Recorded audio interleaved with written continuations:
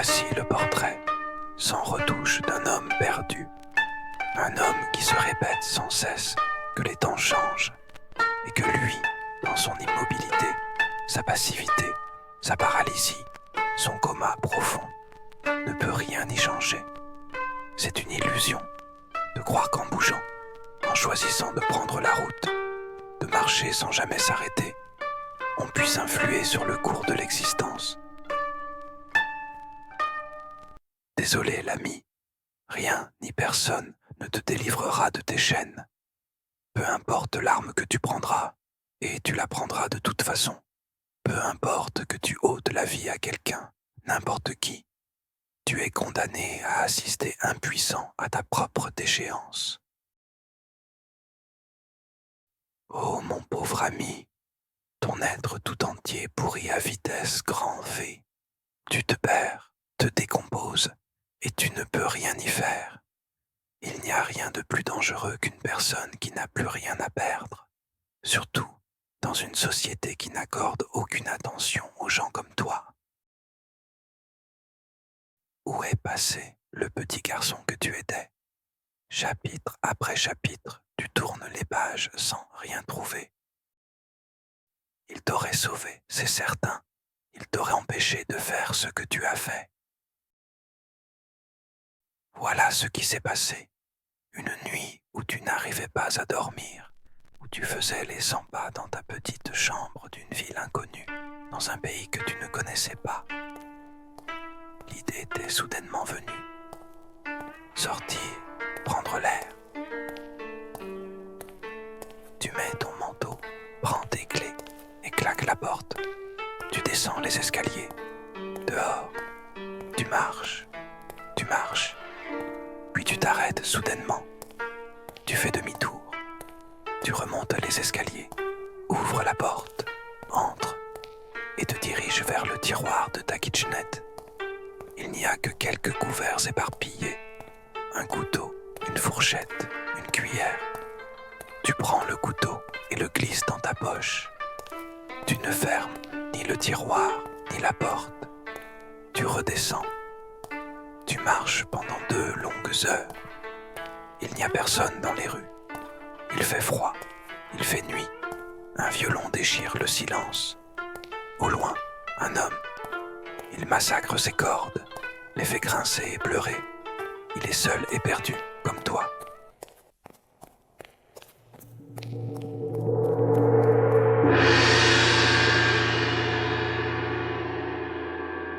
C'est décidé, ça sera lui. Dieu seul sait, si tant est qu'il existe un Dieu, ce qui t'a traversé l'esprit au moment de passer à l'acte. Tu l'as vu s'effondrer, continuer à jouer jusqu'au dernier souffle. Tu as croisé son regard, celui de son cadavre, et à cet instant, tu as su qu'il n'y avait plus de retour en arrière, que le peu d'humanité qu'il te restait avait définitivement quitté ton corps. Dans ses yeux, tu t'es vu enfant.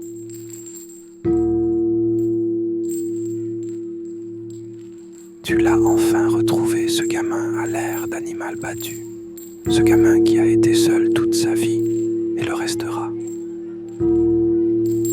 Il n'est pas revenu par hasard. Il doit mourir, et c'est toi qui t'en chargeras. Tu lui prendras la vie comme tu l'as fait avec l'homme. Quelle fatalité tragique!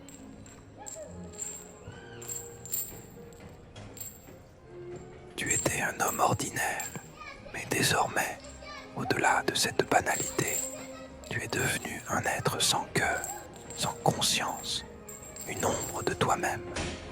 En somme, tu n'existes plus, complètement effacé de la réalité. Personne ne pensera à toi. Ceux qui t'ont connu te blâmeront pour n'avoir rien fait, afin de mettre fin à ton auto-sabotage. Tu es l'unique responsable de ta tragédie médiocre.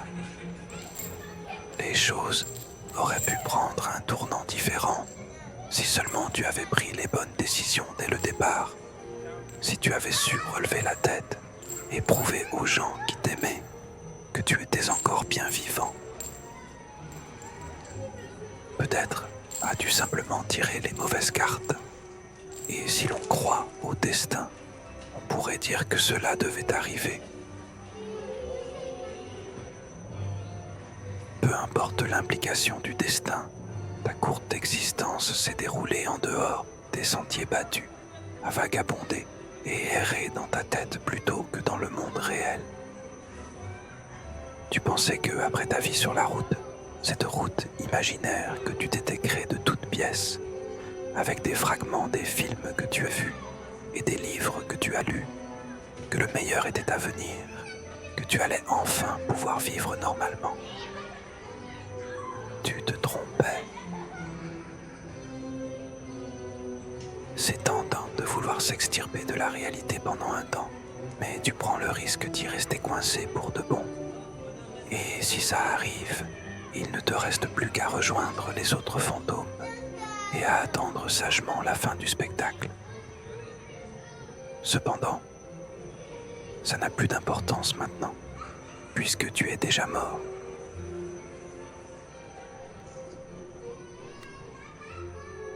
Tu es mort un 31 décembre, seul, du moins, presque seul. Après avoir tué l'homme au violon, tu t'es agenouillé et t'es lentement enfoncé le couteau dans le ventre. Tu as continué horizontalement, juste au-dessus du nombril, puis verticalement. Tu as fini par lâcher le couteau et te vider de ton sang.